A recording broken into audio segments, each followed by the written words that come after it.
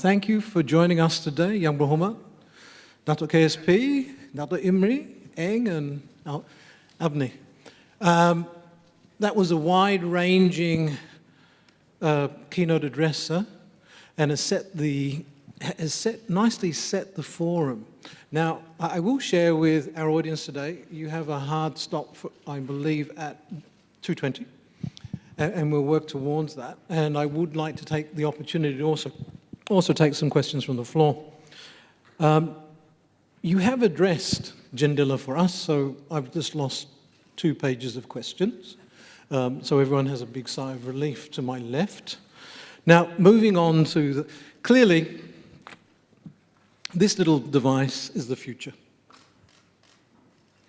And you've highlighted, and the Prime Minister in the mini-budget talked about our aspirations and where we're going, and I think we'll just launch straight in, if I may. But what if the audience clearly tell it's a great enabler for inclusive growth, if I may, Yang Berhormat, but the introduction of a second network, 5G network provider. Now, clearly if DNB has 80%, that means, and I am an accountant, that means there's 20% left. Is that the correct way to look at it, if I may? Absolutely not. Yeah, this is the question that a number of ministers when we discuss. Thank you, Dato'. Thank you again for inviting and for giving me the opportunity. No, it's not actually. I think the way that we've been fed over the last many years about coverage of populated areas has been a little bit, I would say, it's the standard ITU, International Telecommunications Union's way of reporting, which is this looking at how many towers are where and where the population is. But with regards to, for example, when I mentioned 96.92% of 4G coverage of the whole country, no single MNO has 96.92%. Betul tak, Eng? Ya? Tak ada kan? See? Dua-dua mengaku. Baik. So, what that means is, actually, you can build multiple networks side by side.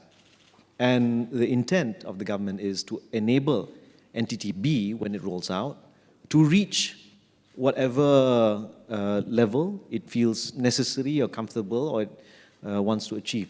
80% is not the be-all and end-all. It's a target partly set within the confines and constraints of the contract between DNB and Ericsson. But it is something which we are committed to, and then once we reach 80%, a second network can build up to its own 80%, or more. So, no, it's not just the last 20%. Thank you for that clarity. And just building upon it, if I may, Yang Berhormat, we have DNB and let's call it Entity B. What are you able to share with us vis-a-vis sort of the policy and guidelines? And I know conversations are taking place, but that greater clarity so our investors have an idea as to cash flows and so on. Yeah, the spirit of this policy shift, particularly once we reach 80% coverage of populated areas, is actually fundamentally based on the understanding in order to sustainably grow the ecosystem.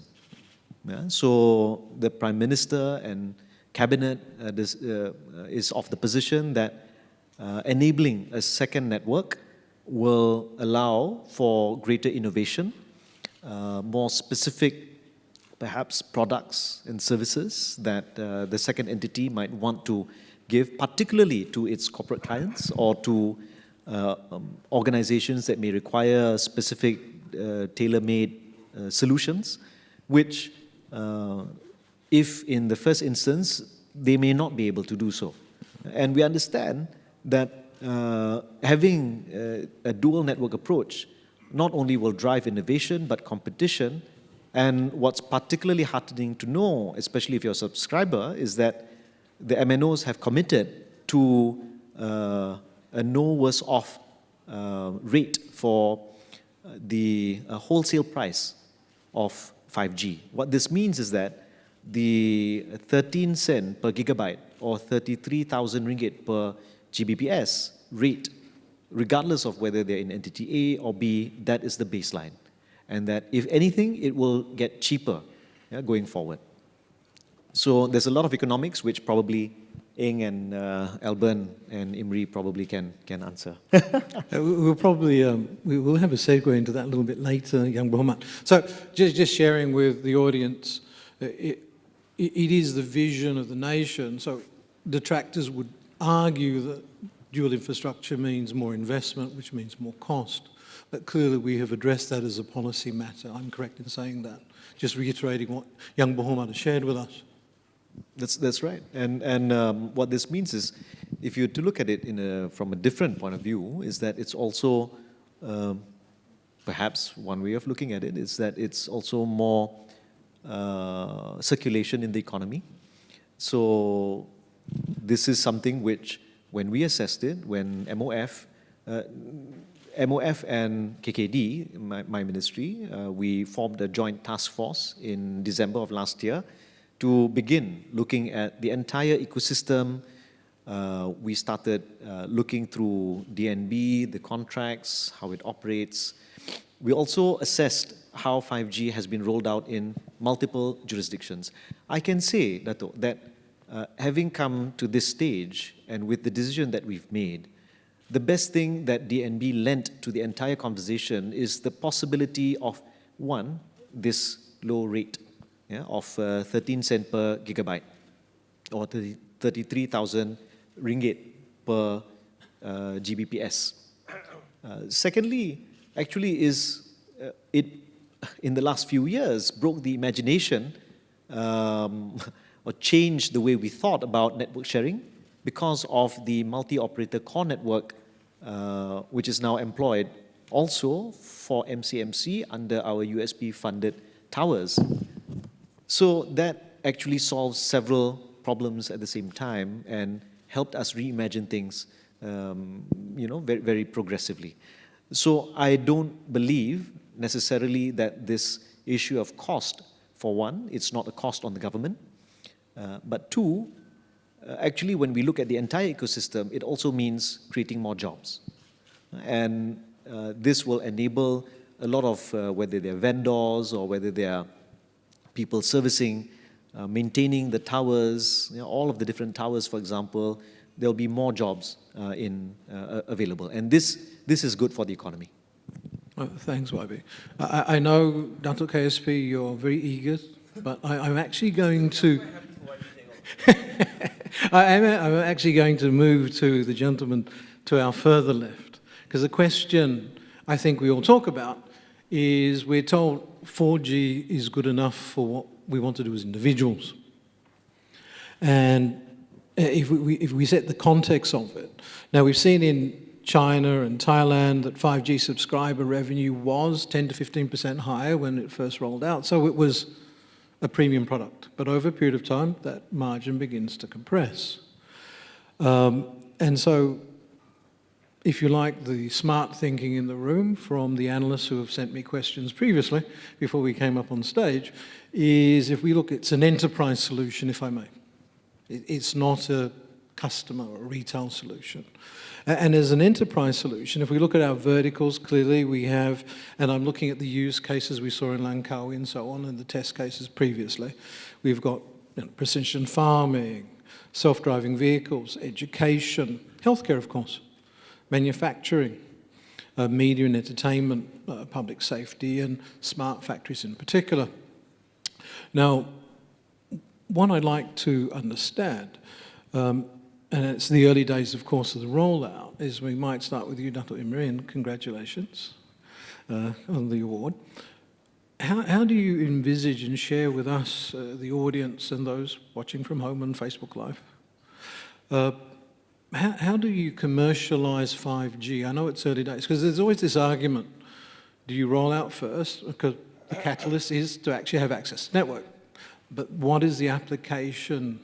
And Eng and you'll have that opportunity to also answer that question. I am a fair moderator. So for TM today, right, we are already serving a lot of the enterprises as well as the corporate sector from the corporate network, right, through fiber. Yeah? But more and more what we're seeing is that in the digitization push of the various industry sectors, we are seeing a lot of this digitization which requires solutions, right, that would improve productivity and so forth. And here I would like to share with the audience here, TM, even today, we have already established a solution for the oil and gas sector. Would not be able to name the customer, but it's more of establishing a 5G private network, yeah, for the platform services to address concerns when it comes to safety, at a hazardous working environment, as well as to increase productivity. And that is a first, yeah, that is established. So exactly to your point, it's not just only for the consumer, but a lot more of value is to be unlocked for the country when it comes to the enterprises. Oil and gas being one, that's the first. And I'm happy to share that this is the first oil and gas solution in the region.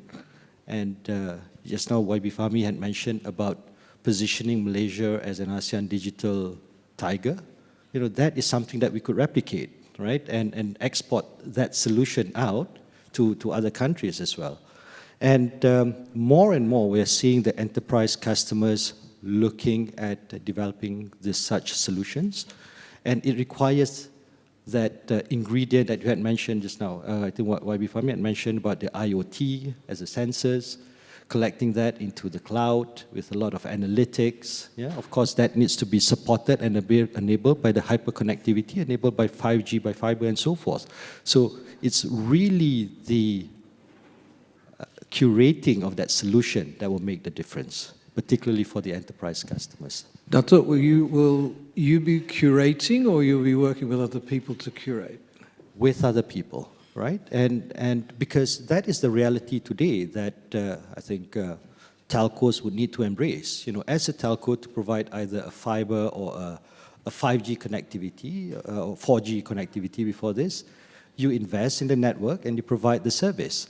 But to go beyond connectivity requires you to rapidly innovate and go to market. And the best way to do that is to partner with an ecosystem. And at TM, we have established that. There's we call this the 5G sphere of partners. Today we have 90, and it provides the platform for all, especially the local technology companies, innovators, to really come and curate together with TM and serve the various needs of the enterprise verticals, yeah? Oil and gas, manufacturing, logistics, and so forth.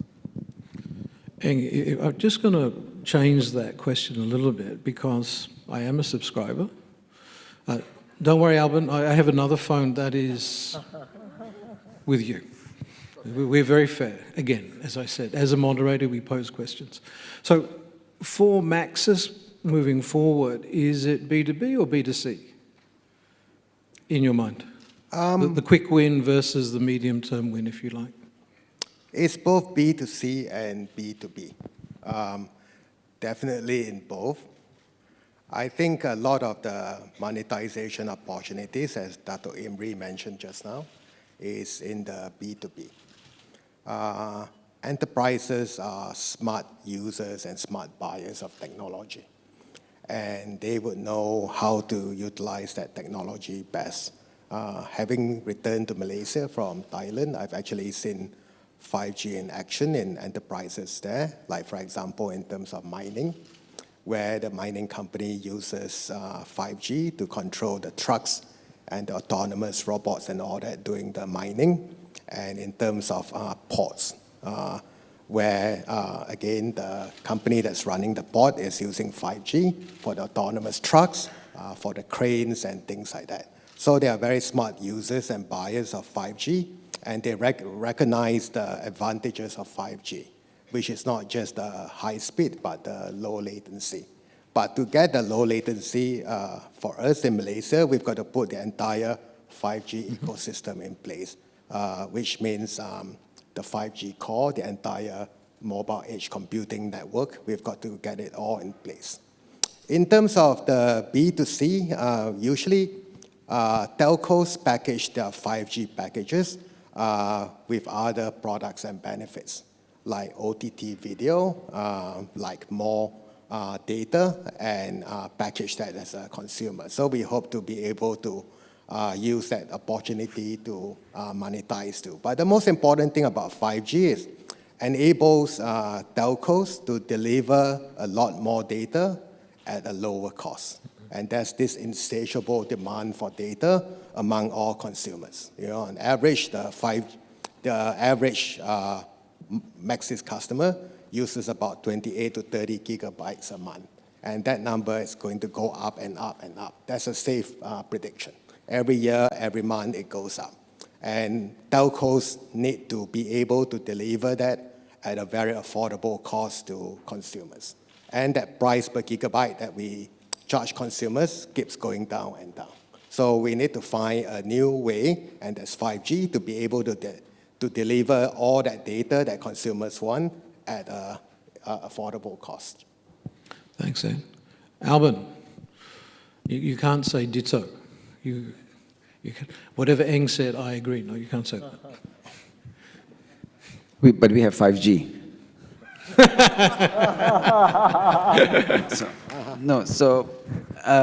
I think everything that they've said is right, but I think we probably need to look at it as, one is the innovation comes from 5G infrastructure and from telcos, but the other part of the innovations come from the SMEs and the large enterprises themselves and the ecosystem that serves them. So ports that Eng said, mining, tourism, property, developers, all those areas, they have tremendous amount of innovation that's taking place there that is going to require speed, better latency, and more devices attached to it, which are the three things which is valuable to 5G. And we need to be able to serve those demands that are coming out from those industries that today we serve as our clients. So that will naturally happen, Dr. Omar. And I think what we need to do is to make sure that we have the infrastructure, the single dual network, and those things that YB Fahmi mentioned, that will be the enabler. And then what comes on top is the layers of services that some we would control directly or curated through partners, as Dr. Imri mentioned, and some will come from just industries that we don't even have a clue about, that they have many different providers that are developing those innovations for them. So that's on the B2B space. On the B2C space, whether we like it or not, there's a big ecosystem out there on devices which is taking a big 5G position on all our devices. I mean, how many in this room don't have a 5G-enabled handset? And that you will need to serve. But are there applications and services today that is going to be significantly requiring or significantly requires 5G? Not yet. Will they come? Yes. Through the same SMEs and enterprises that need to serve things like augmented reality on property. Walking to you want to see a hotel room before you pay for it. You want to buy a house that is in a different part of the world. So all those things will come, and then we need to be able to monetize it. How we see it, on Telkom DG side, we see it as providing the right plans for both consumers and then working closely with enterprises to be able to address either it's a private 5G network or private solutions that they are building. In our plans for consumers, we make it as an add-on. That's the plan, and we've gone out to market with an add-on of 5G onto existing plans, and we intend to take it across the whole country. Alban, if I could just extend that a little bit. No aspiration to build another vertical to realize the potential? I mean, Eng, you were talking about use cases. You provide network and support, but do you actually step that next step to facilitate that business, or will that be someone else providing that solution in your mind? Okay. Yeah, both of us? Yeah. Maybe I'll go first. I think it's a bit of both. I think there'll be some that we would decide that it's sizable enough that we would like to invest in and own. And there are some that we would steal with pride from other markets that we see being relevant and being provided by providers and service providers from other locations. And then there'll be some which just comes from natural demand from consumers and businesses, which we would need to build together. So I see it as three different ecosystems. For Maxis, I see that 5G solutions for enterprises are so complex that they usually require partnership and alliances. And that's why Maxis last year went ahead to form a 5G alliance with like-minded companies, hyperscalers, equipment providers, and people like that, so that we can provide a comprehensive integrated solution to the enterprise customer. So for example, if you are talking about, for example, a self-driving truck, you're just not going to need the connectivity from us, but you're also going to need integrated solutions in terms of the truck manufacturer, the onboard dash, and things like that. So I see that the 5G for 5G enterprises solution, we are going to need that alliance and partnerships that we have to work together with other companies. Well, thanks, Sam. Thanks, Alban. Dato' Imri, TM, very interesting company. You have three roles: access seeker, you're a potential equity partner, infrastructure provider, but more importantly, you're a fixed line player. The gentlemen to your left are mobile MNOs. So what challenges do you foresee for the fixed line operators such as yourself, or time, Afzal somewhere, but not here with us today, with the imminent rollout of 5G? Because we're hearing 5G is all singing, all dancing. We know it needs to be, the towers need to be connected, but it really is very powerful. What does that mean for your business? And perhaps Tandok? I think for TM, it's more of an opportunity, right? If I'll just look at those three roles that you had mentioned, right? Firstly, as an infrastructure provider, as we know in terms of the design today of 5G, yeah, each of the towers are fiberized, right? And I think TM leveraging the nationwide fiber that we have today, more than 690,000 kilometers, I think can circle the moon about 16 times, thereabouts. You know, I think that would be an important one to build. Yeah. Apologies for interrupting, Dato', but we understand that YB has to leave us a little earlier than expected this afternoon. Please join me in thanking Yang Berhormat YB Fahmi Fadil.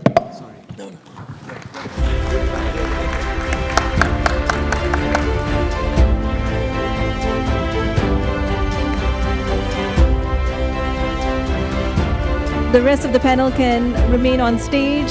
Dato' Omar, back to you. Yes, please. Sorry about that. A hard stop became a little bit earlier than we thought. Yeah. So I think that is the first role as the infrastructure provider, as a partner, yeah, to roll out the 5G network, whether today in phase one, the single network, or even in phase two later in the dual network. Right? I think that's something that's available. Secondly, today as an access seeker, TM, we are already providing 5G services to our customers, launching it last year for the consumers, and today we are seeing a very interesting take-up amongst the unified mobile customer base today. 25% of that customer base is already on 5G, and as what Alban had mentioned, you know, it's really very much a function of the handset, the 5G handset, and as it gets more and more affordable, I'm sure a higher mix of our customers will be taking that one up. That's our consumer customers. Additionally, the enterprise customers, that example that I shared earlier, our customer from oil and gas, a lot of this co-curation is happening with customers from the manufacturing, yeah, from logistics, and together co-curating with our pool of technology partners from the 5G sphere. Yeah. Eng has his 5G Alliance, TM, we have our 5G sphere. We are together creating those solutions. So that is as the second role, as the access seeker. And the third, you had mentioned as the equity, right? The equity partner, as we all know, yeah, TM, in the earlier arrangement, we were in as a equity partner, as a shareholder. Yeah, we've indicated our participation in that, and that arrangement, as we know, had lapsed. But certainly now, yeah, we are TM. We are keen, yeah, to pursue that position, and it is very much in discussion now. It's one of the key areas, as was mentioned in the statement yesterday, access agreement, yeah, as well as the equity. So we are very keen to finalize that. Yeah? Thank you. Thank you, Dato'. Dato' Johan, DNB board member. Pregnant pause? No, only teasing. Maybe, perhaps a little bit, if we could talk about DNB a little bit. And if I may pose a question, and if you could share with us, how does DNB plan to support, or how does DNB support the government's initiative in the 5G rollout after the 80%, that magic 80% population figure coverage has been achieved come December? What would be the next steps for DNB? Thanks, Umar. I think the key thing that we need to emphasize is that in what the government has decided in facilitating this option for a dual network, I think what's more important is a policy shift from how DNB started as a government-led, supply-driven model towards what will be an industry-led, demand-driven model. But having said that, DNB obviously played this key role in this at least first phase of providing that supply-driven model that enables the 80% coverage which we hope to achieve by the end of the year. And by pushing out, by government taking the initiative to in fact accelerate, I think we would probably all agree that if it was just left to pure market forces, we would not be able to achieve that level of coverage so quickly. So the first is to achieve that 80% coverage. Ensure then that, in terms of what panel members have spoken about, in terms of, Alban speaking about the SME enterprises or, whatever Eng and Dr. Imri was mentioning, about them to be able to innovate by actually establishing that 80% coverage that then provides the base for enterprises to then innovate. So I think that's the economic imperative from the government. So that's the push from government driving it and having that established. But going forward, the reason I'm going about it slightly roundabout way is that really the future for DNB and also NTB is then really going to be in the hands of industry responding to really, in terms of demand. But having said that, as part of this transition from what is currently a government-led supply-driven model to what will be industry-led model, certainly a key part of that, which I think YB Minister alluded to, is really then a stronger role in terms from a regulatory point of view, in terms of a regulatory framework, to ensure that, he spoke about whether it's 4G and obviously in the future 5G, ensuring that there's obviously an inclusive coverage across the country so that all Malaysians and businesses here can benefit from the connectivity that will, at least in the government's aspiration, leads to higher incomes for the nation and its people.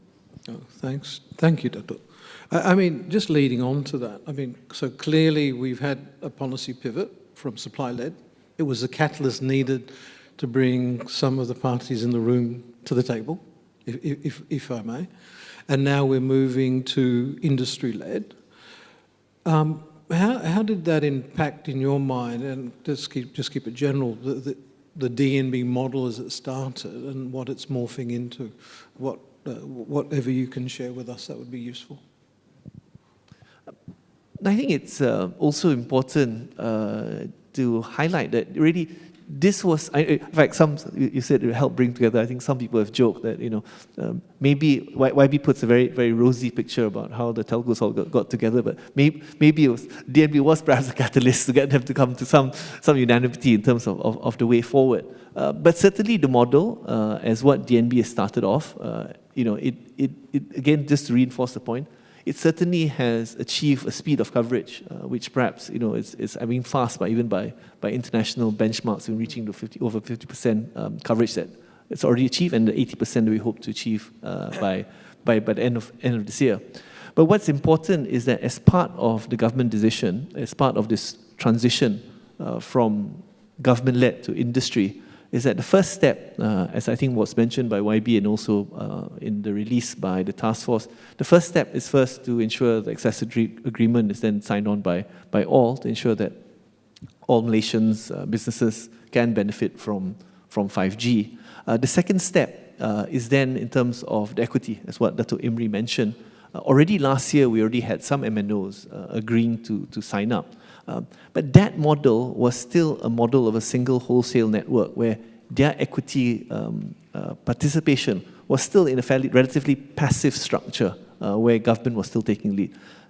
What we envisage going forward now is where the industry will come in collectively, holding a majority in DNB, and with that majority really in a position to effectively drive forward in terms of the management and how it then progresses. So I think that's a key part where, that's why we in government are really seeking to really accelerate that as soon as possible, whereby those MNOs who then participate in the equity of DNB will be those who will be part of the dual network future. It's almost like a ticket to being a part of the two networks that will be established going forward.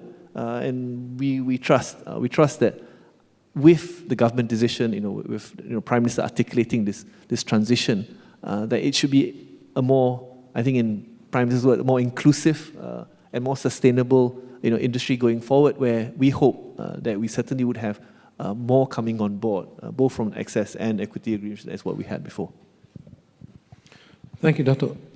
Just a reminder, dear audience, if you have questions, if you could put them through to Slido for us as we come to our last 14 minutes. Mr. Eng, you have the microphone in your hand, sir. Yeah. If I may, let me ask your forbearance. Actually, we've got, I think, 200 or 300 folks in the audience. Can I ask you to look down at your phone? I presume most of them are 5G enabled. And give me a hands up if you see a 5G logo on your phone right now. This is pretty amazing. I don't see a single hands up. Does that mean that Maxis has 100% market share in here? No, it's not. Actually, I wanted to point out that population coverage is actually not a good gauge for coverage. There's also in-building coverage. And I asked that question to make a point that actually one of the things that we lack is in-building coverage. And right here in the middle of KL, we don't have 5G in this room. So it's actually not a matter of, Maxis not signing the access agreement. We will sign the access agreement, but it's also a matter that, there's coverage is still an issue. It's not something that I want to highlight very much, but it's something that we still need to work together. And this is where the dual network comes in. Well, thanks, Eng. So, I'm not technically au fait. In the old days, I remember we'd walk around and we'd be very happy if we saw a little Maxis repeater in the building, because now we had coverage. Does 5G work the same way? Sorry, can you? In the old day, we rolled out GSM, and then we had repeaters in building. Is 5G a similar technology? Yes, it is. So we now need to roll out all those repeaters again? In the buildings, yes. And that's called in-building coverage. Gentlemen, will you be making that investment for us? Okay. It's included in the DNB piece. There's both an 80% COPA. There's also a portion that involves individual coverage. Okay. But in some respects, having the MNOs come in with a more active role also enables, as Dato' Imri has piloted a specific customer solution. I think that involvement is probably going to be part of it, where MNOs will be providing solutions even for enterprises, and that will probably include in buildings as well. Okay. Yeah, so Dr. Johan, it is the accessibility to premises that we already have footprints in that we will be able to speed up that expectation of deployment in building, as Eng is pointing out. The other part is also reach. So we're able to reach those areas fairly quickly, because today they have 4G, and it's a natural next step that they will want to have 5G in these areas.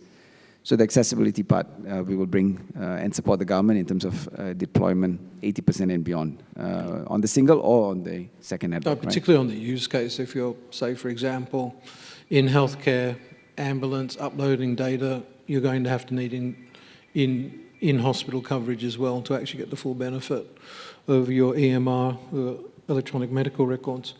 Now, I'm being told what to say. Delegate may scan Slido QR code at back of badge. See, I can take instruction against popular belief, Dr. at times. Now, moving on, I would like to just pose a question. We'll go just left to right. My left to right. Alban, the missing ingredient for 5G to be a success, or missing ingredients in your mind? House view, not a house view, just your view as an individual. Yeah, so I think infrastructure is a given. Once infrastructure is there, and I think DNB got us started on rolling out, as Dr. Johan pointed out, and I think the next is moving into a more competitive second network, and you provide both redundancy, security, and a better way of deployment of 5G. Then comes the use cases, and what would people use it for? SME enterprises, and this is Invest Malaysia. So investors would probably want to hear that you would need the infrastructure deployment across the whole country. You would need accessibility, and you need then investments in the shape and form of curation of content, services, and SMEs and LSTs that would be granted either grants, funds, to be able to deploy these services that either that they've seen across other markets and bring it to Malaysia. If you picked any of the industries, ports, you would have people like Westport wanting to move up into movement of containers, tracking, vehicle tracking, traffic lights. So many different applications will come. What we need to do, both the government and private sector, is to really be the enablers of that, and be open in terms of inviting and attracting those investments, but also inviting and attracting those players that are able to develop and deploy that. The second one is we have reached today. We have, among us, we have 34 million Malaysians that are connected. How do we ensure that the 34 million Malaysians are enabled through devices or through access and affordable plans to be able to also see 5G devices on their phone, as Eng is talking about? So we have a role to play. I think as a country, we need to make sure that infrastructure is one. The other one is accessibility and affordability. And if that comes together, then you definitely attract people coming here versus neighboring countries. Although they may have 63% coverage, that doesn't matter, right? The whole ecosystem has to come in place. It would be your contention that if we have the coverage and we build the ecosystem, the talent will come. The talent is here and will come. Okay, good. Eng? I think the most important part for consumer adoption is handset availability. I mean, it's all very well for us sitting in this room with iPhones and Samsung's high-end handsets to say 5G is easily accessible. But we've got to make sure that the mid-range handsets and the low-cost handsets are 5G enabled. Currently, there's a slight shortage there. We need to make sure that affordable 5G handsets are available so that the entire population can access 5G. So it's not just the infrastructure, but also the entire ecosystem. It's the last mile, if you would. Yes. Dr. Emre? I think it's people, right? Whether it's connectivity for a digital Malaysia, fiber, 5G, and so forth, whether it's the platforms of data centers and cloud or the solutions, the technology will be there. But it is important that the people, whether it's the users, the communities, or the rakyat, is ready to embrace it. SMEs, or even the enterprise, are ready to embrace this next step. There's a lot of worry or concern of stepping into this digital space. Those that are ready, right, would really have to really take that leap in terms of investing into that digital space.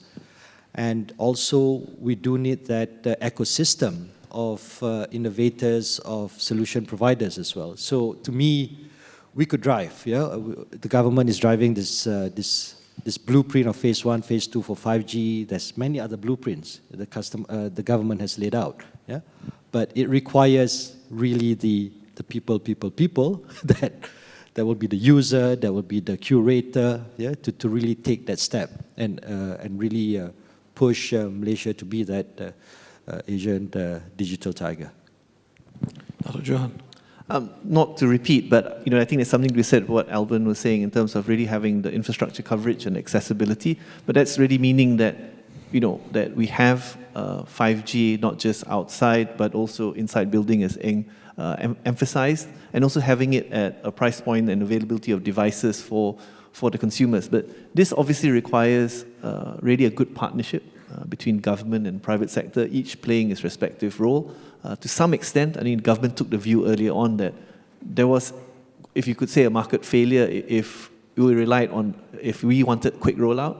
Therefore, then government stepped in to ensure a quick rollout. But with this transition to an industry-led model, we do believe that that is exactly what it needs to have a sustainable industry where there is competition, at least between two networks. So I think then, in that sense, it probably better addresses the issue that Eng points out, that why isn't there in this building? Perhaps when there's two networks, both will then compete really to see who then better provides those solutions for enterprises and also buildings to enable that it's not just something that's just out there on the streets, but really 5G that becomes more pervasive as what we have 4G today. Oh, thank you. If I may, Eng, I just want to get back to the point, and I'm just reinterpreting some of the questions that are coming through. If this 80% coverage, we have the in-building piece, what does success look like for 5G in your mind? What's our benchmark to say that the rollout is working? Is it use case? We've got 4G, it works for us, we've got solutions that work. So 80% gives us a geographic coverage, but is it user, is it from a business perspective, is it revenue? Alban, stop smiling, I'm asking you next. Mr. Egg? You raised a valid point. What does success look like in your mind? Okay, let me make an attempt at this. Number one is in terms of 5G penetration among the population. As you know, a vast majority of the population use 4G right now. And they use it not just for communications, but it's also for information. They get their news, entertainment, they get their YouTube, their TikTok, and they also use it for education. And hence, that all-pervasive coverage outside of home or inside of home or in building is very important. Yeah. So one of the things is in terms of adoption and in terms of penetration of 5G, not just among the T20, but among the M40 and also the B40. Hence, handset affordability is incredibly important. And that penetration, I hope that within 1 year, we could be at 30 or even 40% of our population, and it goes up from there. Secondly, I think in terms of enterprises, I think what's going to happen is that the very large enterprises are going to adopt it first, and then there's going to be a trickle down to the smallest of SMEs. Yeah. And there, I hope that we will see an explosion of innovation, that as 5G becomes more pervasive, more and more enterprises find new uses for it. Yeah, and that shows a flowering of innovation in terms of using 5G in the enterprise space. Thank you, Eng. Imri, you're jumping up and down. Do you want to...